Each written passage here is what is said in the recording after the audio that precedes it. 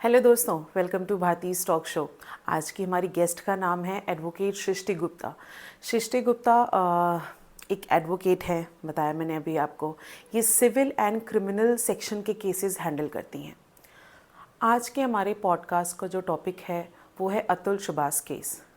ये बहुत ही sensitive topic है, मीडिया में बहुत ही ज़्यादा वायरल केस है। तो अतुल सुभाष बेंगलोर में अपनी जॉब करते थे, आईटी कंपनी में थे। एक दिन अचानक से एक वीडियो वायरल होने लगा सोशल मीडिया पर, न्यूज़ पर, हर जगह। एक 80 मिनट की वीडियो में अतुल सुभाष ने ये बताया कि वो सुसाइड करने जा रहे हैं, और उस 80 मिनट की वीडियो में उन्होंने अपनी हर एक चीज़ पॉइंट वाइज पॉइंट हर सब कुछ शेयर किया कि उनको कैसे टॉर्चर किया गया by the system and bye her own wife and उनके जो फैमिली मेम्बर ससुराल पक्ष था। अब ये बहुत ही अवेकनिंग, बहुत ही हिला देने वाली एक ऐसा टॉपिक था कि एक इतना सेंसिबल पर्सन जो कि उस पूरे, आई एम वेरी श्योर कि आप सबने वो वीडियो देखी होगी। अगर नहीं देखी है तो प्लीज़ जाके देखें। उस पूरे वीडियो में वो बहुत ही काम एंड कंपोज, बिल्कुल आपको देख के नहीं लगेगा कि वो सुसाइड करने जा रहे हैं। वो वीडियो देखने के बाद मुझे ऐसे लगा कि नहीं, मुझे भी इस विषय पे बात करनी चाहिए। क्या इतना ज़रूरी हो गया है कि मेंस राइट के बारे में अब बात करना मतलब बहुत ज़रूरी है।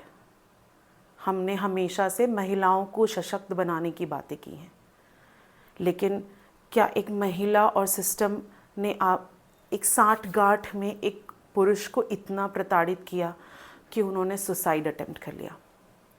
तो आज की जो हमारी गेस्ट हैं वो लॉयर हैं, सुप्रीम कोर्ट में काफ़ी अच्छे ओहदे पे हैं, बहुत टाइम से सारे केसेस हैंडल कर रही हैं। तो मुझे नहीं लगा कि इनसे बेटर कोई इस केस को डिस्कस कर सकता है हम सबसे। तो आज के पूरे पॉडकास्ट में हमने ये डिस्कस किया है, 498A सेक्शन डिस्कस किया, हिंदू मैरिज एक्ट डिस्कस किया। ये इतने सारे डिवोर्स केसेस क्यों हो रहे हैं आज की डेट में? हालांकि पहले भी होते थे, बट अब ज़्यादा हो रहे हैं। इसका रीज़न क्या है? सोशल मीडिया रीज़न है, या फिर हमारे आसपास का वातावरण, या फिर लड़कियां इंडिपेंडेंट हो गई हैं, ऐसा कुछ रीज़न है, या क्या रीज़न है? ये सारी फैक्ट्स हमने डिस्कस किए। बच्चे की कस्टडी किसके पास जाती है, कैसे जाती है, अतुल सुभाष की जो वीडियो थी, उन सारी चीज़ों के बारे में हमने डिस्कस किया है। I am very sure and मैं होप करती हूँ कि आप पूरी वीडियो एंड तक देखेंगे और आपको इससे बहुत कुछ सीखने को मिलेगा। कुछ बहुत सारे ऐसे फैक्ट्स हैं जो हमने डिस्कस किए हैं। तो चलिए टाइम वेस्ट ना करते हुए अपना पॉडकास्ट स्टार्ट करते हैं। तो हियर वी गो।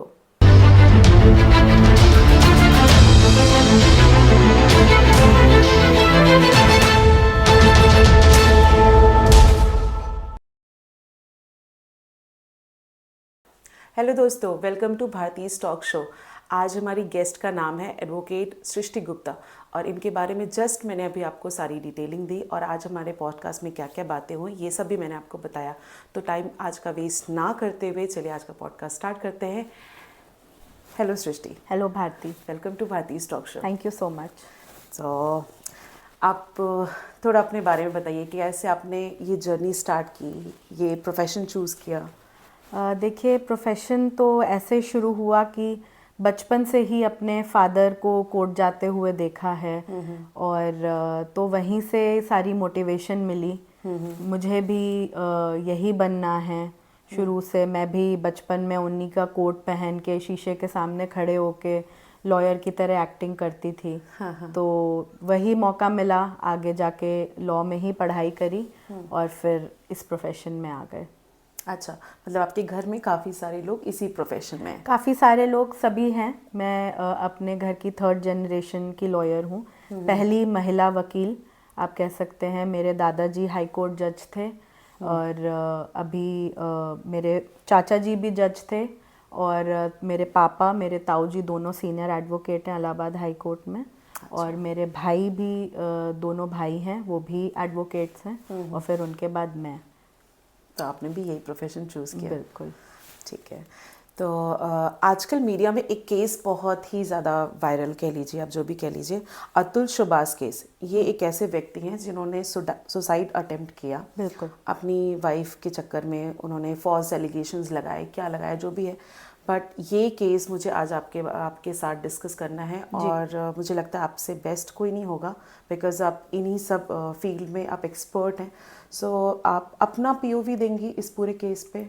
देखिए, अतुल सुभाष के केस में क्या हुआ है कि वो एक अच्छा इंसान था, लेकिन वो एक बुरी वाइफ के साथ फंस गया। बुरी वाइफ के साथ, बुरी वाइफ के साथ क्या आप कह And सकते family के हैं, साथ। और एंड फैमिली के साथ फंस गया। और उस लड़की ने उसको इतना ज़्यादा प्रताड़ित किया कि उसे अपनी जान लेनी पड़ी, ये सोचते हुए कि शायद उसके मरने के बाद चीज़ें उसकी फैमिली के लिए ठीक हो जाएंगी, जो उसके रहते रहते नहीं हो पाई। तो मेरा यही पॉइंट ऑफ व्यू है कि ये जो 498 के आजकल केसेस चल रहे हैं, जो आजकल महिलाएं इसका गलत इस्तेमाल कर रही हैं, ये उन्हीं में से एक शिकार निकला। 498 एक सेक्शन क्या है ये? ये डोमेस्टिक वायलेंस का सेक्शन होता है आईपीसी में। अभी नया लॉ आया है, नया आईपीसी आया है, जिसको हम उसके सेक्शन 85 में है ये। अच्छा, सेम चीज़ है। It is probably violence against women. Violence, okay. Yes. तो इसमें यही सेक्शन में बताया गया है कि अगर आपको मारपीट करते हैं, मेंटली स्ट्रेस कोई करता है, या आपसे डाउरी डिमांड की जाती है, तो महिलाएं अपनी सुरक्षा के लिए इस सेक्शन को यूज़ करती हैं अपने आप को प्रोटेक्ट करने के लिए। लेकिन आजकल हम ये केसेस देख रहे हैं जहाँ पे महिला इसका दूसरी तरीके से इस्तेमाल कर रही हैं, अपने ससुराल वालों को घसीट रही हैं कोर्ट में उनको परेशान करने के लिए और उनसे पैसे ऐंठने के लिए। तो ये अब इसका एक नया दूसरा पहलू निकल के आ रहा है 498 ए का। और अतुल सुभाष भी जो है वो इसी 498 के चलते उन्होंने सुसाइड कर ली।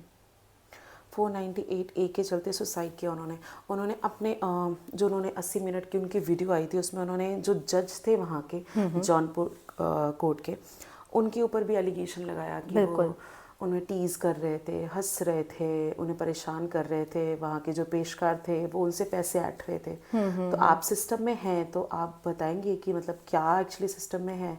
देखिए, सिस्टम में अच्छे लोग भी हैं और बुरे लोग दोनों हैं। ठीक है। और इसके साथ जो हुआ, ये जाल में फंसता ही चला गया।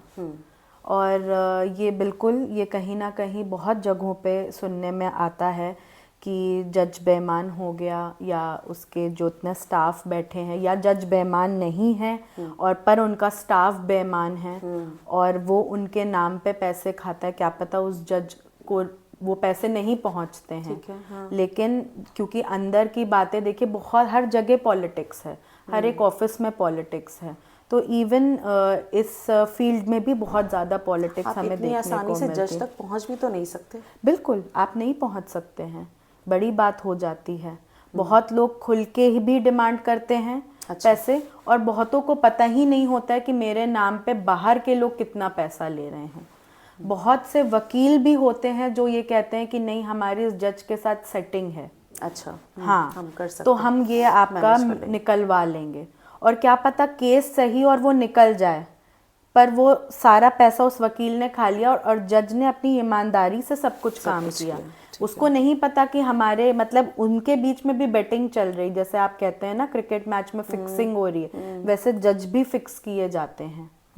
कुछ होते हैं जो फिक्स हो जाते हैं और कुछ हैं जिनकी जानकारी में नहीं होता तब भी वो फिक्स हो जाते हैं। तो ये आजकल रैकेट ये भी चला आ रहा है, क्योंकि देखिए आजकल मैं कहूँगी कि पैसा बहुत बड़ी चीज़ है।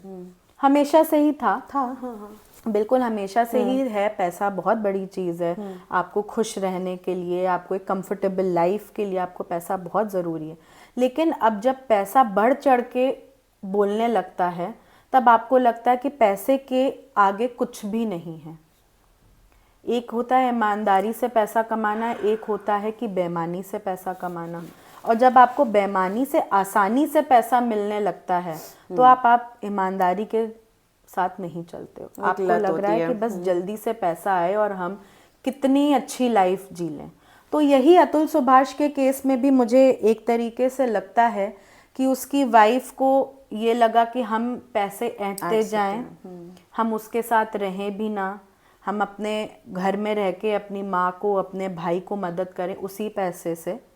और यही उसने सोचा कि इन पे केस पे केस, केस पे केस आप डालते जाइए और बच्चे के नाम पे, खुद के मेंटेनेंस के नाम पे आप उस आदमी से पैसा लेते रहिए। तो ये तो फिर बहुत इजी हो गया ना, अगर एक पर्सन को दूसरे पर्सन से डाइवोर्स चाहिए और मोटिव हो पैसे ऐंठना, तो ये तो फिर मतलब ये जो सेक्शन है 498A, ये तो बहुत आराम से फिर आप सामने वाले को फंसा सकते हो। बिल्कुल, बहुत आराम से आप फंसा False सकते हैं। allegations बहुत और ये अब आपके ऊपर, आपके वकील के ऊपर और जज के ऊपर भी, क्योंकि अब इतनी अवेयरनेस हो रही है कि जजेस भी अब इस बात को समझने लगे हैं कि अब हमें केवल एक पक्ष की बात नहीं सुननी है, हमें दोनों की बात सुननी, क्योंकि अब दोनों ही पढ़े लिखी फैमिली है।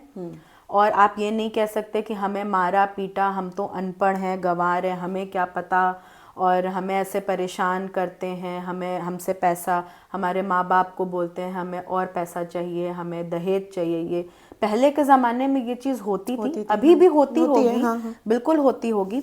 लेकिन अब इतनी जब आप पढ़ लिख लेते हो, आपके अंदर अवेयरनेस है, आपको अपने राइट्स पता हैं, तो अब भी मेरा ख्याल से जुडिशियल सिस्टम को हम पूरा ब्लेम नहीं कर सकते। अब जजेस हैं जो ये देख के चलते हैं कि लड़की क्या कह रही है और आदमी क्या कह रहा है, दोनों पक्ष को देखते हैं वो, क्योंकि अब वो भी ये बात समझ रहे हैं कि लड़की भी पढ़ी लिखी है, जॉब कर रही है, खुद पैसे कमा रही है, क्या उसका ये मोटिव हो सकता है कि वो और पैसे ऐंठना चाह रही है, कि या तो फिर वो बिल्कुल कुछ नहीं करती है और बहुत अच्छे बैकग्राउंड से भी नहीं है और हस्बैंड उसका बिल्कुल भी साथ नहीं दे रहा है, हाँ तो फिर बिल्कुल इनको डिवोर्स भी देना है और इनको मेंटेनेंस के लिए पैसा कितना मिलना चाहिए। तो ये जज के ऊपर होता है, वो यही डिसाइड करते हैं कि आपको ये कैसे आगे करना है। लेकिन अब 498 के प्रति बहुत ज़्यादा जागरूकता हो रही है और ये बहुत अच्छी बात है। अच्छी बात है, हाँ, बिकॉज फिर तो इस पूरे सिनेरियो को सुनने के बाद ये समझ में आता है कि अतुल सुभाष के केस में पूरा अनफॉर्चुनेटली उन जिस सिस्टम के साथ वो थे वो सिस्टम ही गड़बड़ निकला।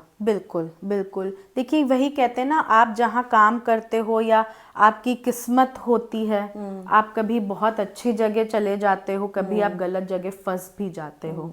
अतुल सुभाष के केस में मैं यही कहूँगी वो फंस गया और उसने हार भी मान ली। हार मान ली। क्या अच्छा और क्या चांसेस हो सकते थे और वो क्या कर सकता था? वो क्या कर सकता था, वो भाई या तो लिटिगेशन कर सकता था और उसको कंटिन्यू करता और मे बी जज का ट्रांसफ़र होता, दूसरे जज आते या हाई कोर्ट में अपील करता कि ये हमारे साथ लोअर कोर्ट में ऐसा हो रहा है, वो हाई कोर्ट गया नहीं गया, या आगे कुछ ना कुछ बिल्कुल रास्ता निकल सकता था। लेकिन मेरे ख्याल से एक वो बहुत अच्छा आदमी था, अगर आप उसका वीडियो देखेंगे, कोई आदमी जब उसने ये निर्णय ले लिया है कि इसके बाद मैं अपने आप को ख़त्म कर दूंगा, तो जिस तरीके से, जिस ठहराव के साथ उसने अपना वो वीडियो बनाया, एक एक बात बोली, आप उसके वीडियो को ये देख के नहीं बोल सकते हो कि अब उसका नेक्स्ट स्टेप ये होएगा। आपको क्या पता, एक मन में लग रहा हो कि नहीं, क्या पता कि उसने ये वीडियो बना ली है, वो कह रहा है, लेकिन अभी उसने किया नहीं होगा। लेकिन वो अपनी बात पे बिल्कुल अटल रहा। उसने जब ये चीज़ बोली कि मैं इस वीडियो के ख़त्म होने के बाद कर लूँगा सुसाइड, और उसने किया भी। और उनकी चेकलिस्ट भी हमने देखी थी, उसमें ये था कि ऑफिस का काम पूरा करना है, लैपटॉप सबमिट करना है। हालांकि अगर जब तक आप में स्टेबल नहीं हो मेंटली, आप ये सब डिसीजन नहीं ले सकते। यही है सामने कि वाले को पता है कि भाई वो मरने जा रहा है, बिल्कुल है ना। बिल्कुल, यही वही मैं कह रही हूँ कि वो एक अच्छा इंसान था, उसने हर चीज़ बड़ी प्लान करी। उसको बस यही एक बात मुझे लग रहा है कि गलत उसने ये अपने आप के साथ किया कि उसको ये लगा कि मेरे ख़त्म होने के बाद ये सब ख़त्म हो जाएगा। हालांकि वो बहुत आसान चीज़ नहीं है। और शायद उसने अपने माँ बाप के लिए अच्छा सोचा कि मैं अगर नहीं रहूँगा तो ये चीज़ें आगे ख़त्म हो जाएंगी, माँ बाप की ज़िंदगी बहुत अच्छी हो जाएगी। ऐसा नहीं होता है। एक बच्चे को खोने का दर्द वो भी इस एज में। इस एज में, किसी भी एज में हो, आप अपने बच्चे के जाने का दर्द नहीं आप भूल सकते उसको, ना ही आप, और ऐसे जाने का नहीं, बिल्कुल नहीं।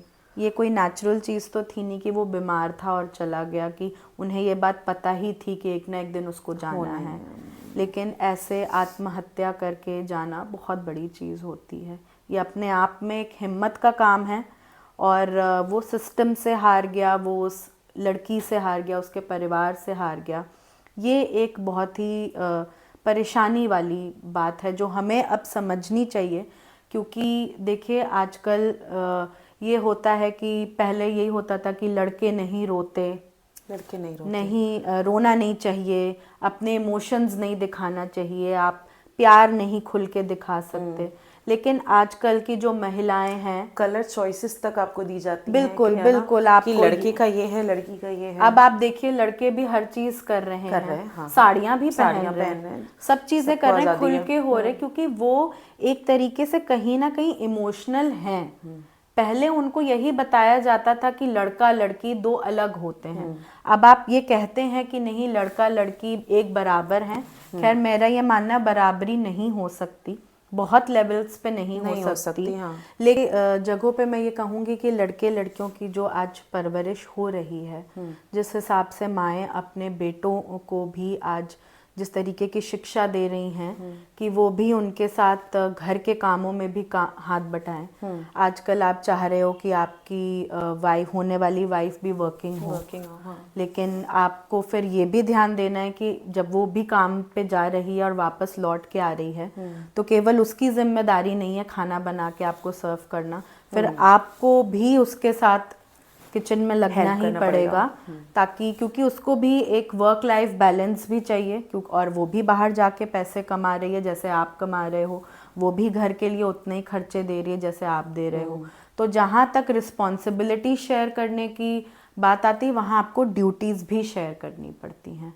तो यही चीज़ मेरे ख्याल से इसी मानसिकता के साथ अतुल सुभाष ने भी उस लड़की से शादी करी कि भाई ये भी वर्किंग है, मैं बैंगलोर जैसे शहर में रह रहा हूँ, और अगर हम दोनों काम करेंगे तो हम एक अच्छी लाइफ जी सकेंगे, और उनका एक छोटा बेटा भी है।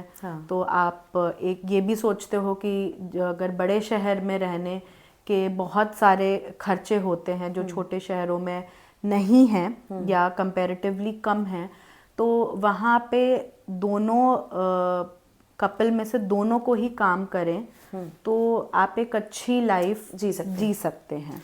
ठीक है, बीइंग अ फीमेल और आप वर्किंग भी हैं जी, आप मुझे बताओगे कि ये केसेस मतलब बीइंग अ फीमेल मैं पूछ रही हूँ कि ये क्यों हो रहे हैं, इतने डाइवोर्स केसेस अब ज़्यादा होने लगे हैं? देखिए आजकल सोशल मीडिया का ज़माना है, तो मैं इसको कहती हूँ कि ये आजकल दिखावे का ज़माना है। ठीक है। आजकल जो चीज़ें पहले आपको नहीं देखने को मिलती थी, आज वो पूरे इंटरनेट पे है, मिलती है। हाँ। तो उस आजकल की जनरेशन, या कह लें कि पहले के भी लोग इस होड़ में लग गए हैं कि जो भी हम कर रहे हैं वो हम सोशल मीडिया पे डाल रहे हैं। चाहे आप वो आज अच्छे होटल में खाना खा रहे हो, या शॉपिंग कर रहे हो, या बाहर घूमने जा रहे हो, तो आप वो हर चीज़ अपने दोस्तों के साथ शेयर। पहले तो ये ऐसे ही शुरुआत हुई जब हम सोशल मीडिया बिल्कुल आया ही था कि नहीं, हम अपने फ्रेंड से इंटरनेट पे कनेक्टेड रहेंगे और ताकि हम एक दूसरे से बात कर सकें जो दूर लोग रहते हैं। लेकिन फिर वो परिवार बढ़ता गया, मैं कहूँगी। फिर आपको नए लोग भी इंटरनेट पे मिलने लगे, आप उनसे भी बात करने लगे, और इस तरीके से ये फैलता गया और इंटरनेट ने हमारी ज़िंदगी में एक बहुत बड़ी जगह बना ली है। तो आजकल आप जो भी कर रहे हो वो आप सोशल मीडिया पे डाल रहे हो और लोग देख रहे हैं। तो कुछ ऐसे लोग भी हैं जो ये नहीं कर रहे हैं लेकिन वो चाह रहे हैं करना, और वो कैसे हो सकता है? जब आपके पास उस लेवल का पैसा हो। तो आजकल पैसा बहुत ज़रूरी है, दिखावा बहुत ज़रूरी है। तो जो लड़कियां अब मैरिजेबल एज के आ रही हैं, जैसे मैं एक ब्रैकेट ले लूँ आपके लिए, 25 से 30 या 25 से 35 के बीच में वर्किंग भी हैं, पढ़ाई भी ख़त्म हो गई और शादी भी करना चाह रहे हैं, तो वो यही सब एक उनकी एक सोशल मीडिया की अलग दुनिया भी है जिसमें वो चाह रहे हैं कि वो हर चीज़ दूसरों को दिखाएं और जो दूसरे कर रहे हैं वो भी करें। और कहीं ना कहीं कभी ना कभी एक दौर आता है कि जब आप कुछ चीज़ें नहीं कर पाते हो या आप अपनी वो चीज़ें लेटर ऑन अपनी लाइफ में करते हो, कुछ चीज़ें कुछ जैसे कुछ आपके दोस्त 25 साल की उम्र में फॉरेन घूमने गए, आप नहीं जा पाए। आप 35 में जा रहे हो, 40 में जा रहे हो, उसमें कोई बुराई नहीं है, लेकिन वो जो एक अंदर से आपका कुछ ना कुछ सबकॉन्शियस माइंड में रहता है कि यार वो तो चला गया, क्या बढ़िया जिंदगी है और हम नहीं जा पाए, हम तो बच्चे ही पालते रह गए, अब हम उनको बड़ा ही करते रह गए, अब उनकी पढ़ाई हो गई। तो ये चीज़ें कहीं ना कहीं आपको अफेक्ट कर रही हैं, आप ये सोच रहे हो।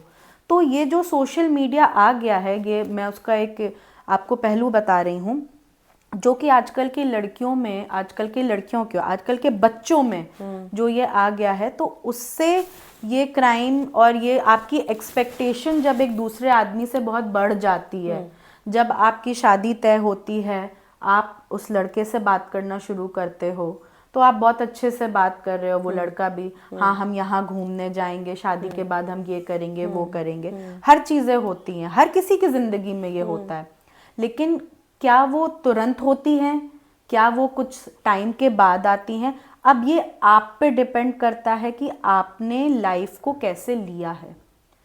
क्या आपने ये सोच के शादी करी है कि नहीं, उसने मुझसे फ़ोन पे कहा था मैं तुम्हें यहाँ ये करूँगा, तुम्हारे लिए ऐसा करूँगा, यहाँ ले जाऊँगा, वहाँ ले जाऊँगा, ये दिलाऊँगा, वो करूँगा, और आप अपने घर पहुँचते हो शादी करके, तो क्या वो चीज़ें तुरंत हो जाती हैं? क्या आप, अगर वो चीज़ें नहीं होती हैं तो उसको लेके क्या आप नाराज़ होते हो, या आप उस चीज़ को एक इशू बना के आप अपनी फैमिली लाइफ में प्रॉब्लम्स क्रिएट करते हो? तो ये सब जो चीज़ें आजकल निकल के आ रही हैं, रोज कोई ना कोई केस हो रहा है, लड़की के साथ भी लड़के के साथ भी। आजकल बहुत शादियां बहुत टिक नहीं रही हैं, बिल्कुल नहीं टिक रही, क्योंकि आपकी एक दूसरे से एक्सपेक्टेशंस बहुत ज़्यादा हैं, और ये एक्सपेक्टेशन मैं 50% कहूँगी कि ये सोशल मीडिया से आई हैं, क्योंकि आप इतना इन्फ्लुएंस्ड हो। एक लॉट तो ऐसा भी है जो अभी जैसे हमने 498 की बात की, इसको प्रॉपर उन्होंने अपना एक हथियार बनाया हुआ है कि एक अभी बड़े टीवी शो की मैं बात करी, वहाँ पे एक लड़की ने बोला कि भाई देख मेरी लाइफ सेट है, मेरे को आगे फ्यूचर में क्या करना है, मुझे शादी करनी है, मैं 2 साल उस बंदे के साथ रहूँगी, फिर मैं डाइवोर्स फाइल करूँगी और फिर मैं उससे अच्छा पैसा ऐंठ होंगी। बिल्कुल ये माइंड सेट चल रहा है। बिल्कुल, ये आप कह सकते हैं ना, ये ट्रेंड में है, क्योंकि आपको पैसा चाहिए, क्योंकि आपको लाइफस्टाइल वैसी चाहिए, क्योंकि आपको लोगों को दिखाना है कि मैं ऐसी हूँ, मैं मतलब मैं इस फला फला ब्रांड से कम के कपड़े नहीं पहनती हूँ, मैं ऐसे ऐसे रेस्टोरेंट्स में जाती हूँ, मैं फॉरेन साल में 4 फॉरेन ट्रिप्स कर रही हूँ, मैं सोलो ट्रिप पे जा रही हूँ, ये क्योंकि आपके पास पैसा है तो आप कर रहे हो। तो आजकल के जो माइंडसेट यही हो गया है कि पैसा हर चीज़ है, चाहे वो जैसे भी आए, मुझे वही लाइफ चाहिए जो मुझे दिख रही है। पहले होता था, पहले के ज़माने में जो कि आप कहेंगे बॉलीवुड में जो हीरोइनों ने कपड़ा पहना था वो सबको चाहिए होता था। हाँ, बिल्कुल ये ट्रेंड था, 90s का ट्रेंड बता रही हूँ कि जो करिश्मा कपूर ने पहन लिया, जो माधुरी दीक्षित ने साड़ी पहन ली, लहंगा पहन लिया, वैसा हम अपने भाई की शादी में पहनेंगे, बस इतना तक था वो। अब वो ऐसा हो गया है कि अच्छा मेरे दोस्त ने तो वहां से जाके शॉपिंग करी, उसने वो पहना था, मुझे उससे अच्छा ही चाहिए। तो ये चीज़ें जब आपके लाइफ में ज़्यादा जगह लेने लगती हैं, तो मेरे ख्याल से दिमाग लगाने का टाइम आपके पास कम रह जाता है। आप शायद अच्छी चीज़ों को इग्नोर कर रहे हो, या आप अपना फैमिली के साथ क्वालिटी टाइम जो आपको स्पेंड करना चाहिए अपने बच्चों के साथ, अपने पेरेंट्स के साथ और अपने पार्टनर के साथ, वो आप उसको ख़त्म करके शायद आपके और आपके पार्टनर के बीच में यही रह गया है कि ये रील देखो, हम अगली बार यहीं ट्रिप पे जाएंगे, या ये देखो ये यहाँ घूमने गए, हम इनसे अच्छी जगह घूमने जाएंगे। शायद अब बातचीत फोन पे ज़्यादा हो गई है और हम नॉर्मल बातचीत अब कम करने लगे हैं। और आप जब 4 लोगों के साथ बैठते हो तो आप यही बात शायद इसी पे शुरू होती है, उसकी फ़ोटो देखी, उसका आपने ये देखा, उसकी ट्रिप की फ़ोटोज़ या उसकी ड्रेसेस आपने देखे, यही नॉर्मल बातें हैं। और ये सबके बीच में हो रहा है। मैं किसी एक पर्टिकुलर जनरेशन को नहीं ब्लेम कर रही हूँ, लेकिन ये जो दिखावा हम आजकल के पूरे दुनिया में हो गया है, वो अब हमारी ज़िंदगी में ज़्यादा हावी हो रहा है। और इस वजह से आजकल शादियां नहीं टिक रही हैं, क्योंकि आप उसी बबल में हैं। जब वो बबल फूटता है, जब आपकी एक्सपेक्टेशंस अपने हस्बैंड से बहुत ज़्यादा हैं और वो नहीं पूरी कर पा रहा है, या उसको टाइम लग रहा है उसको पूरा करने में, लेकिन आपके अंदर बिल्कुल भी पेशेंस नहीं रह गया है। आपको लगता है अच्छा उसने मेरे लिए ये नहीं किया, अब मैं इसके साथ नहीं रहूंगी। एक तो ये वाला सेक्शन हो गया, एक ये वाला सेक्शन है कि मुझे सामने वाले की ज़रूरत ही नहीं है। हाँ, वो इसलिए नहीं क्योंकि आप पढ़े लिखे हो, आप भी जॉब करते हो, और आजकल ये भी सिक्योरिटी है कि आप अगर उस आदमी को छोड़ दोगे तो आप वापस अपने माँ बाप के पास जाके रहते हो, और आपको ये लगता है कि मैं वहाँ पे भी रह के अपनी जॉब कंटिन्यू कर रही हूँ तो मैं अपने माँ बाप पे भी बोझ नहीं हूँ। तो यही बात हो गई है कि जब आप इतने आप एजुकेटेड हो, जब आप अपने लिए काम कर सकते हो, अपने लिए पैसे कमा सकते हो, तो आप दूसरे आदमी से क्यों ये एक्सपेक्ट करते हो कि वो आपके लिए हर चीज़ करे। मैं हमेशा से यही मेरा मानना है कि हस्बैंड आपकी एटीएम मशीन नहीं है। हाँ, आप भी कभी एटीएम मशीन बन के देखिए। अगर आप उससे इतनी एक्सपेक्टेशंस रखते हो कि वो मेरे लिए, मतलब वो मुझे इतनी फ्रीडम दे कि मैं बाहर जाके काम भी करूं और मुझे उससे किसी चीज़ की परमिशन ना लेनी पड़े, और वह मेरा घर में भी काम में हाथ बटाए और घर की चीज़ें भी, बच्चों की भी जिम्मेदारी देखे, अगर आप यही कह रहे हो कि लड़का लड़की एक इक्वल हैं, तो फिर आप उससे ये क्यों एक्सपेक्ट कर रहे हो कि वो सिर्फ वही हर चीज देगा आपको, या वो अगर दे भी रहा है तो आपको वो चीज कम क्यों लग रही है। वो तो अपनी पॉकेट के हिसाब से, अपने एक्सपीरियंस के हिसाब से, आपके मन के हिसाब से अच्छे से अच्छा ही करेगा आदमी, लेकिन ये आपकी एक्सपेक्टेशन दूसरों को देख के है कि उसने वैसा नहीं किया जैसा मैं सोच रही थी। तो मैं आजकल यही बोलूँगी कि आप अपनी फैमिली में अपने हस्बैंड, अपनी वाइफ से एक्सपेक्टेशंस लो रखिए, ताकि जब कुछ अनएक्सपेक्टेड चीज़ अच्छी हो तो आपको भी अच्छा लगे। अगर एक्सपेक्टेशंस बहुत हाई रहती हों और उस तक आप नहीं रीच कर पाते हो तो आप हमेशा डिसअपॉइंटेड रहोगे, हमेशा परेशान रहोगे। अब इसी बायसनेस, यहाँ पे जैसे सोच की बायसनेस है, क्या सिस्टम में भी बायसनेस है? बिल्कुल, सिस्टम में भी बायसनेस है। देखिए, लिटिगेशन जो जिस फील्ड में मैं हूँ वो ज़्यादातर उसमें आदमी ही हैं जो काम कर रहे हैं। अब बहुत ज़्यादा मैं ये कहूँगी कि बहुत अच्छी बात है कि अब इसमें वुमेन का भी उतना ही योगदान आ रहा है। धीरे है, कम है, स्लो है, पर है, आ रहा है। पर हाँ, सिस्टम की आप बायसनेस को आप ऐसे कर सकते हैं कि बहुत जगह ये भी बोला जाता है कि अगर आप अच्छा कर रहे हैं या आपने कोई पर्टिकुलर केस जीत लिया है तो बाहर जाके आपको ये भी सुनना पड़ता है कि अरे ये तो लड़की थी तो जज ने ज़्यादा कुछ बोला नहीं, उसको दे दिया, ऑर्डर दे दिया, हो गया, इसका काम निकल गया। या आपको ये लग रहा था कि नहीं, किसी पॉइंट पे आपने मान लीजिए कुछ गलत भी बोला हो तो जज ने आपको कुछ ज़्यादा नहीं डांटा, कम डांटा, या बहुत अच्छे से बात करके उस बात को आपको समझा दिया, तो ये भी बोला जाता है कि ये एक औरत थी ना इसीलिए इसको डांट नहीं पड़ी, हमने अगर ये चीज़ कहा होता तो जज साहब हमारे ऊपर कुछ भी कर सकते थे। तो ये छोटी छोटी चीज़ें आप एक बायसनेस ही कहेंगे, भले ही आपकी उसमें बहुत मेहनत हो, लेकिन जब आप ये जेंडर को बीच में ले आएंगे कि आप एक लड़की थी, आप एक महिला थी इसलिए ऑर्डर मिल गया, या आप ये भी कह सकते हैं कि आप बड़े सीनियर के साथ आप काम करते हैं इसलिए ऑर्डर मिल गया, या आपके पिताजी उसी प्रोफेशन में है इसलिए आपको ऑर्डर मिल गया। आपकी मेहनत शायद कम देखी जाती है जाएगी। हाँ, तो यही चीज़ आदमियों के साथ कम है इस प्रोफेशन में। ठीक है, तो ये वाला सीन क्या कहते हैं, विक्टिम और क्रिमिनल के साथ भी जब जज अपना फैसला सुना रहे हैं या लॉयर अपना केस लड़ रहे हैं, जब बहस चल रही है, तो उस टाइम पे भी ये सब चीज़ें देखी जाती हैं क्या, कि मतलब ये लड़की है और ये लड़का है, इसकी बात सुननी है, उसकी बात नहीं सुननी है? ऐसा नहीं देखा जाता है। लॉ तो सबके लिए एक ही है, और ये मैं इस देखा पर्टिकुलर जाता है सेक्शन की बात कर रही हूँ। 498 ए हो गया, फिर डाइवोर्स हो गया, सारी चीज़ों इनके बारे में पूछ रही हूँ। अगर 498 में भी यही देखा जाता है, जैसे मैंने आपको पहले ही बताया कि जज अब दोनों तरफ को ही सुनता है, पूरा देखता है कि भाई आप लड़की पर के 498 ए जो है ये सिर्फ और सिर्फ विमेंस के लिए है, क्या मेल्स के लिए कुछ है? नहीं, मेल के लिए अभी तो कुछ भी नहीं है, कुछ नहीं है, और आना चाहिए। अब मेल क्यों ये कोई मानने को तैयार नहीं है कि पति भी वायलेंस का शिकार हो सकता है? क्योंकि पहले ये नहीं होता था।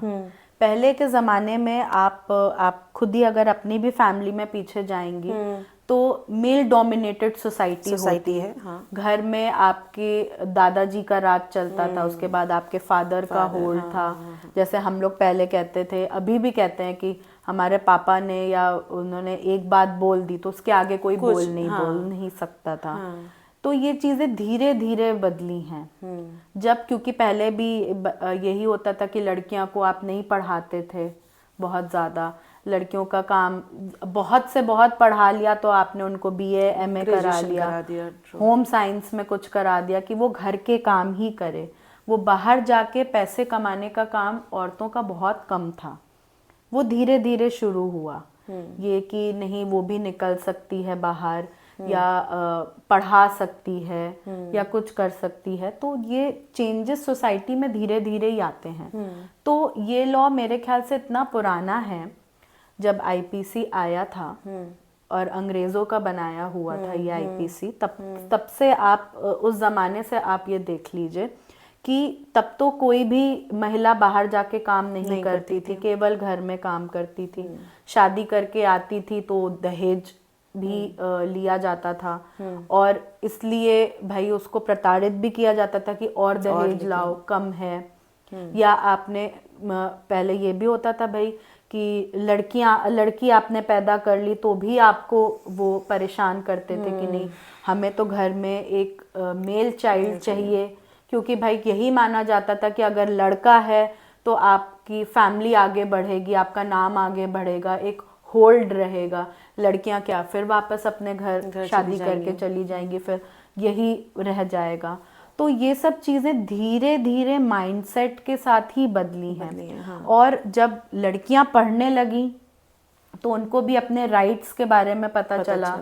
498 के बारे में पता चला, तो उन्होंने जब उनकी परेशानी जब लेके जाती थी तो जज को ये होता था कि नहीं, जब वो सबूत पेश करते थे, जब वो बयान आ रहे हैं, जब वो अपनी चोटें दिखा रही हैं, जब ये जेन्युइन केसेस होते थे, हाँ, कि हमें मारा जाता है या हमने इतने पैसे दिए शादी के टूवर्ड्स और उसके बाद मुझे फिर परेशान करके और मतलब घर में नहीं आने दे रहे हैं और मायके भेज दिया है, वापस नहीं लेने आ रहे हैं, नहीं जाना चाहते या हमें नहीं रखना चाहते। तो ये चीज़ें जो शुरू से चली आ रही हैं, आपने बहुत बॉलीवुड मूवीज़ में भी देखा होगा पहले की, यही होता था।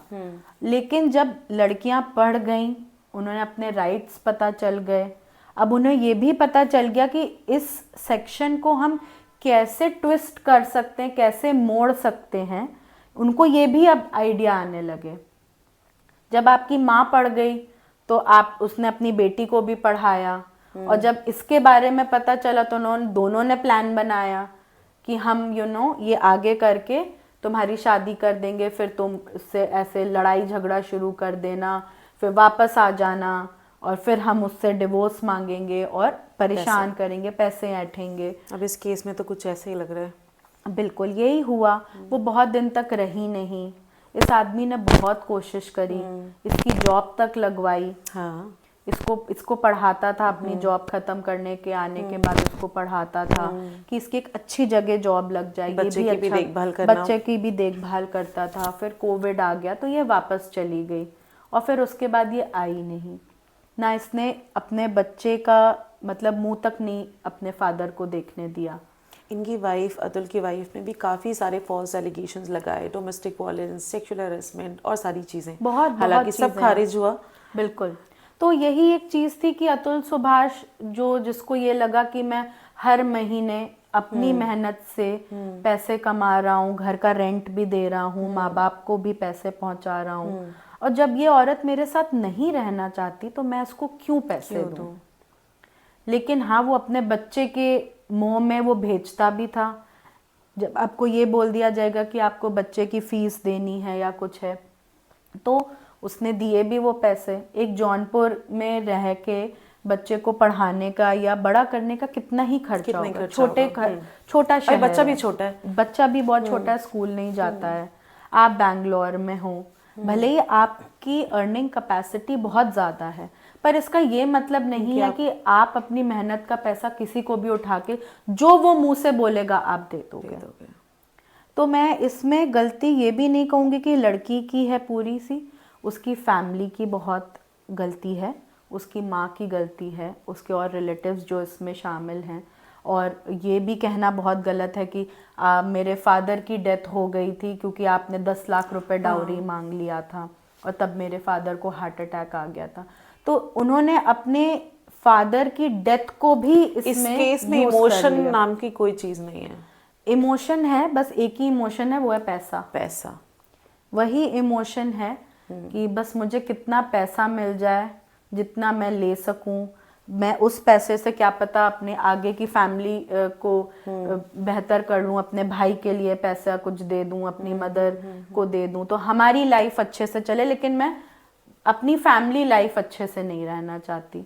इसी बात से रिलेटेड क्या क्राइटेरिया है एलिमनी डिमांड करने की, या फिर सेटलमेंट, या जो मेंटेनेंस है, ये सब क्या क्राइटेरिया है? देखिए, क्राइटेरिया तो ये रहता है कि सेक्शन 125 में आप मेंटेनेंस मांगते हो अपने लिए, और जज ये आपको देखता है कि आपकी क्या अर्निंग है, क्या स्टैंडिंग है, उसको देखते हुए ही वो मेंटेनेंस का पैसा डिसाइड करता है कि आप मतलब इतना शेयर भी अगर आप अपनी वाइफ को या बच्चे के मेंटेनेंस के लिए देते हैं तो उतना आपके पास बचे जितना आप अपने आप को सस्टेन कर सकते हो। तो ये मेंटेनेंस का अमाउंट कोई फिक्स्ड नहीं होता, ये आदमी की इनकम और उसके बैकग्राउंड को देखते हुए ही कोर्ट सेटल करती है। व्हाट इफ लड़की भी अर्निंग है?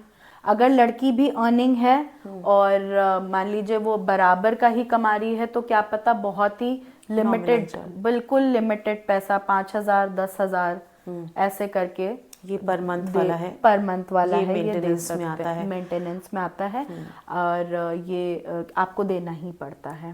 प्रॉपर्टी वगैरह भी जाती है? प्रॉपर्टी भी जाती है। अगर आप देखिए वन टाइम सेटलमेंट करना चाहते हैं कि आप हमको लमसम में पैसा दे दीजिए और हमको एक फ्लैट दे दीजिए, एक ज़मीन दे दीजिए, हम उसके बाद कुछ नहीं मांगेंगे, तो ये सिस्टम चलता है। या तो आप वन टाइम आप डिमांड करके ले लीजिए, सेटल कर लीजिए दोनों जन, हस्बैंड वाइफ कोर्ट के थ्रू, या आप महीने का अपना एक अमाउंट बांध लीजिए। अतुल सुभाष के केस में 3 CR मतलब as per media 3 CR demand किया गया था। ये मतलब क्या वैलिड है? ये देखिए, अमाउंट तो कभी कुछ वैलिड नहीं होता। ठीक है, आप मुंह खोल के जितना भी चाहो उतना मांग सकते हो।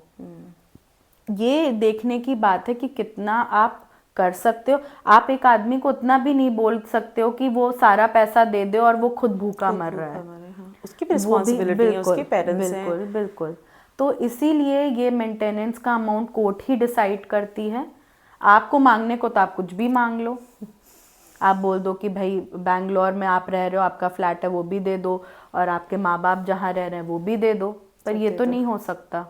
ये तो कोर्ट नहीं कर सकती कि वो सड़क पे आ जाए और आपको घर मिल जाए। और ये भी देखती है कि आप कितने टाइम साथ में रहे हो। अच्छा, ये भी देखा जाता है कि कितने साल की मैरिज थी, मतलब अगर कितना ड्यूरेशन time- कम है तो हाँ, तो आपका ज़्यादा हक नहीं बनता है। फिर अच्छा, अगर ड्यूरेशन कम है, आप रहे ही नहीं हो, तो आप किस बेसिस पे मांग रहे हो? तो आपने तो कोई अपनी लाइफ उस घर में उस आदमी के साथ, उसके फैमिली के साथ इन्वेस्ट नहीं करा है। जब आप रहे ही नहीं हो तो आप किस चीज का पैसा डिमांड कर रहे हो? तो ये, लेकिन जहाँ एक बच्चा आ जाता है आप दोनों का, तो यस, वो फादर की एक जिम्मेदारी होती है उसको मेंटेनेंस का अमाउंट कुछ देने के लिए। देने की। तो वो एक कोर्ट ही डिसाइड करती है कि आपकी इनकम और आपके बैकग्राउंड देख के कि आप कितना दे सकते हो, कि वो बच्चे की परवरिश भी अच्छी हो जाए और आपको भी वो बर्डन नहीं हुए। ठीक है। अब इसी चाइल्ड कस्टडी कैसे डिसाइड होती है कि माँ के पास जाएगी कि फादर के पास जाएगी? देखिए, छोटे बच्चे की कस्टडी तो मोस्टली ये कहते हैं कि मदर के पास ही जाती है। Up to 5 years? I am sorry, 5 years हाँ हाँ बिल्कुल, 5 to 7 years। गर्ल चाइल्ड की थोड़ी ज़्यादा रहती है कि मदर की पास ज़्यादा राइट्स होते हैं एज कस्टडी, अनटिल अनलेस ये प्रूव हो जाए कि मदर एक, मतलब या तो अनस्टेबल माइंड की है, या कुछ उसका क्रिमिनल बैकग्राउंड है, या वो रखना नहीं चाह रही है। ये कुछ फैक्टर्स होते हैं जो कोर्ट देखती है कि मान लीजिए वो बच्चे को छोड़ के चली गई, बच्चे को छोड़ के चली गई और बहुत साल तक या बहुत टाइम तक बच्चा अपने फादर के साथ या उसकी फैमिली के साथ रह रहा है एंड बच्चा खुश है, तो कोर्ट कहेगी ठीक है, हम बच्चे की साइकोलॉजी को बहुत डिस्टर्ब ना करके बच्चे की कस्टडी आप फादर के पास ही रहने दीजिए। आपको एक बच्चे को भी क्यों ट्रॉमा देना है कि उसने अपना बचपन, और मतलब बचपन क्या, जितने टाइम उसकी मदर नहीं रही, उसके फादर ने ही सारी ड्यूटीज उसकी निभाई या उसके दादा दादी ने उसको वो प्यार दिया, तो आप फिर बच्चा उठा के फिर उसकी मदर को दे दो जिसको वो पहचानता नहीं, जिसको वो जानता नहीं। तो ये भी एक फैक्टर होता है जो कोर्ट देखती है। और यस, मोस्टली, लेकिन अगर बच्चा मदर के साथ ही है शुरू से, मदर के साथ ही वो चला गया जब आप अपने हस्बैंड को छोड़ के गए, और बच्चा क्योंकि फिर आपसे ज़्यादा अटैच हो जाता है, और तो इस वजह से कोर्ट यही मानती है, क्योंकि आपको बच्चे को भी देखना है, बच्चे की साइकोलॉजी में कोई दिक्कत नहीं आनी चाहिए, क्योंकि एक उसकी भी जिंदगी है, वो भी एक इंसान है। Of course. अगर उसको कोई चीज़ अफेक्ट कर गई या डिप्रेशन में आ गया बच्चा, या अगर मान लीजिए आपने उसको अलग, माँ से अलग करके फादर के पास भेज दिया, वो नहीं एडजस्ट कर पा रहा है, अपनी मदर को बहुत मिस कर रहा है, फिर एक बच्चे की साइकोलॉजी होती है कि फिर वो पढ़ाई नहीं कर रहा है, कोई बात नहीं मान रहा है, खाना नहीं खा रहा है, बहुत चीज़ें हैं, बहुत चीज़ें। तो ये चीज़ों को देखते हुए ही कोर्ट डिसाइड करती है सर्कमस्टांसेस में। और ये भी होता है कि जब बच्चा थोड़ा उस एज का होता है, आप समझ लिए 8-9 साल का, कि वो बता पाए कि वो किसके पास रहना चाहता है, तो कोर्ट उसको भी कंसिडर करती है कि बच्चे से हम एक बार, जब उसके माँ बाप नहीं हों, वो अकेले में जज साहब पूछते हैं कि किसके पास रहना चाहते हो, क्यों रहना चाहते हो, वो बच्चा अपनी इच्छा बता रहा है, तो कोर्ट उसको भी कंसिडर करती है। ठीक है, हमने सारे सेटलमेंट की बात की। अब जब एक डाइवोर्स फाइल होता है तो क्या सिस्टम में ऐसा कुछ है अपने पास जो कि पहले डाइवोर्स ना हो इस चीज़ पे काम करे? हाँ। क्योंकि अपने इंडिया में मैरिज मतलब ऐसे ही नहीं है कि आपने कॉन्ट्रैक्ट साइन किया और आपकी शादी हो गई। बिल्कुल बिल्कुल, है ना।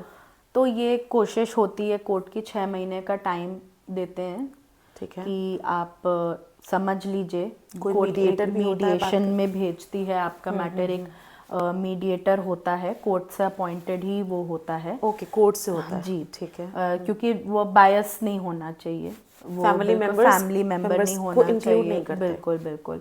तो वो बैठ के आपसे बातें करता है, समझाता है, या आपके वहीं पे रिजॉल्व करने की कोशिश करता है कि आपका यहीं सब सेटलमेंट हो जाए, आपको इतना कोर्ट केसेस या आपको इतना टाइम ना वेस्ट करना पड़े, 1 बार 2 बार 3 बार। जब वो उसको अब वो पता हो जाता है कि नहीं रह सकते, तो भाई हो जाता है कि भाई मीडिएशन फेल हो गया है, ये आपस में नहीं रह सकते हैं, इनको मतलब बाय म्यूचुअल आप इनको डिवोर्स ग्रांट कर दीजिए।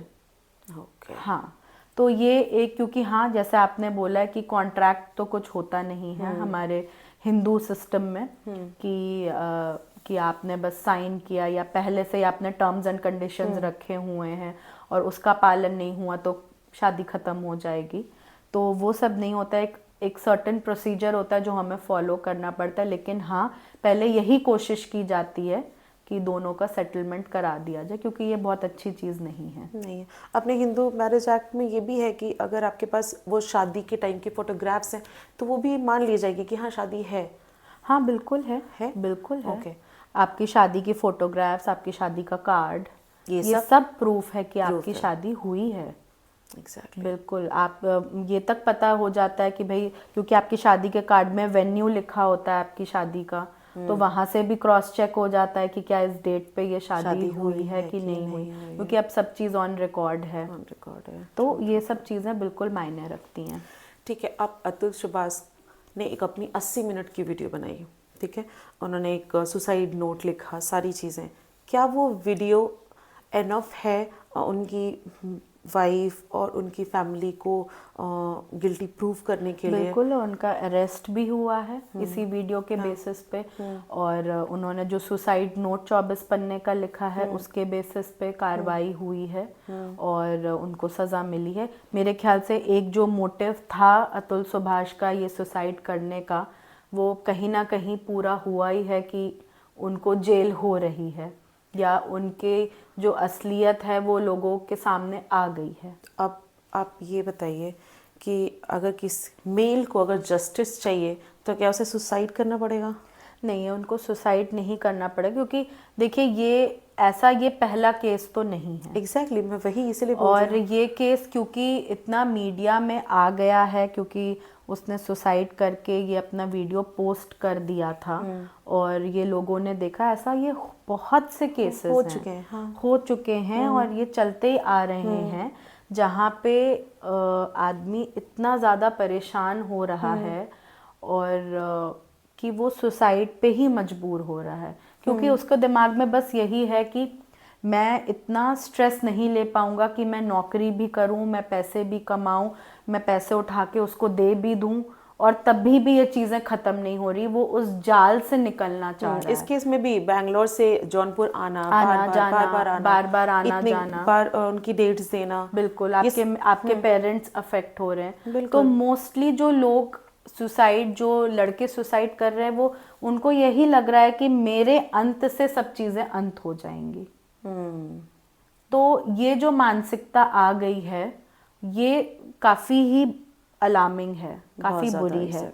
तो मैं आजकल यही लोगों से बोलूँगी, आजकल की लड़कियों को यही बोलूँगी कि आप इतना भी किसी को नहीं दबाइए या अपनी एक्सपेक्टेशंस का बोझ या अपने आप को थोड़ा सा आप उनकी जगह रख के देखिए। या अगर आपको बहुत ये समझ में नहीं आ रहा है तो आप ये सोचिए कि आपके फादर या भाई के साथ ऐसा हो तो आप क्या बर्दाश्त कर पाएंगे? नहीं कर पाएंगे, चाहे वो जिस तरीके की लड़की हो। तो वही मैं सोच रही हूँ, आजकल लोग दिमाग थोड़ा कम लगा रहे हैं और जो दिखावे की दुनिया में ज़्यादा हैं। तो आपको ये चीज़ें आप करिए, बहुत अच्छी बात है, लेकिन आप दूसरे को इतना प्रेशराइज मत करिए कि वो दम तोड़ दे और उसकी फैमिली को मत रुइन करिए। मैं उन लड़कियों को, उन लड़कों को बिल्कुल सल्यूट करती हूँ जो ये कहते हैं कि मैं शादी नहीं करना चाहता या मैं शादी नहीं करना तो चाहती। मतलब फिर आप इसी डिसीजन पे आ जाओगे ना कि हाँ ठीक है भाई, बिल्कुल। अगर एडजस्ट ही नहीं कर सकता, हाँ, तो मैं बिल्कुल एडजस्ट नहीं कर सकता, मैं बिल्कुल एडजस्ट नहीं कर सकती। बहुत अच्छी बात है कि आपने ये डिसीजन ले लिया कि आप शादी के लिए नहीं बने हैं और ये बात आपको पता है। अगर आपको ये लगता है कि नहीं, आपको शादी भी करनी है, आपको वैवाहिक जीवन का भी सुख चाहिए और लेकिन नहीं, आपको अपनी भी चीजें टर्म्स एंड कंडीशन पे रहना बिल्कुल रहना है, तो ये नहीं हो सकता। क्योंकि ये कभी नहीं बदलेगा कि औरतों को नए घर जाने के बाद ज़्यादा एडजस्टमेंट करना पड़ता है, कुछ सालों तक तो बिल्कुल करना पड़ता है, क्योंकि आपके लिए हर चीज़ नई है। आपके लिए उस लड़के के माँ बाप नए हैं, आपके लिए आपका हस्बैंड नया है, उसके रिलेटिव्स नए हैं, तो आपको उन चीज़ों को ध्यान में रखते हुए आपको छोटे छोटे एडजस्टमेंट करने पड़ेंगे। मे बी आप उसके बारे में अपने हस्बैंड से खुल के बात करिए कि आपको क्या चीज़ें अच्छी लग रही हैं, क्या चीज़ें बुरी लग रही हैं, और उसका बीच का रास्ता निकालने की कोशिश करिए ताकि हर कोई खुश रहे। कोई माँ बाप नहीं चाहेगा कि उसका बेटा उससे अलग होके रहे या लड़के अलग होके रहे। एडजस्टमेंट प्रॉब्लम सभी को होती है, और अगर आप अलग होके खुश रह सकते हो तो उसमें भी कोई बुराई नहीं है। अगर आपको ये देख रहा है कि आप अगर वर्किंग हो और आपकी मदर इन लॉ या फादर इन लॉ उस तरीके से आपको नहीं देख पा रहे हैं, या केवल आपको एक बहू की नज़र से देख रहे हैं कि नहीं ये कैसे बाहर जाके काम कर सकती है और आगे घर का काम नहीं कर रही है, तो इस नज़रिए को अगर आपको बदल के ये कहना है कि नहीं अच्छा ठीक है, आपको ये अच्छी नहीं लग रही, एक काम करते हैं, हम इसी घर के ऊपर एक घर ले लेते हैं या आपके घर के सामने एक घर ले लेते हैं, ताकि उस चीज़ों में बहुत ज़्यादा इन चीज़ों को बहुत डिस्कस करने की ज़रूरत ना पड़े और आप दोनों एक हो, अलग होके भी एक होके रहो साथ में। हाँ। तो वो बहुत बड़ी चीज़ है। अगर आप इतनी मैच्योरिटी दिखा सकते हो तो मुझे नहीं लगता कि किसी भी लड़के को कोई प्रॉब्लम होगी। और हर समय लड़की को ही प्रॉब्लम हो ये भी नहीं है, लड़कों को भी बहुत दिक्कतें होती हैं। हाँ। क्योंकि कुछ केसेस ऐसे भी होते हैं कि लड़के पहले बोलते हैं कि नहीं तुम शादी करके आ जाओ, हम सब देख लेंगे, सब एडजस्ट हो जाएगा, और फिर वो बिल्कुल ही पलट जाते हैं। तो मैं इसमें ये भी कहूँगी कि भाई फिर तो लड़के की ही दिक्कत है। तो आजकल अगर आप अपनी मर्जी से शादी कर रहे हो, लड़के के साथ शादी से पहले घूम रहे हो, फ़ोन पे बात कर रहे हो, हर चीज़ें हो रही हैं, तो हर एक पहलू को डिस्कस करो। अगर आप शादी की मैच्योरिटी रखते हो और आप लेट शादी कर रहे हो, जो कि आजकल हर कोई 28, 29 के बाद ही शादी कर रहा है, जो काम कर रहा है, और क्योंकि वो चाह रहा है कि भाई पहले मेरा करियर सेट हो जाए फिर मैं शादी करूं, और तो अच्छा रहेगा ताकि मैं थोड़ा अगर ब्रेक भी लूं बीच में तो मेरा करियर में कोई नई ब्रेक होना चाहिए। तो अच्छी बात है। लेकिन फिर अगर आप शादी कर रहे हो, आप जिस फैमिली में जा रहे हो उस फैमिली को अपने हस्बैंड के थ्रू समझने की कोशिश करो, और हस्बैंड को भी मैं यही बोलूँगी कि आप अपनी वाइफ की लाइक्स डिसलाइक्स को समझने की कोशिश करिए।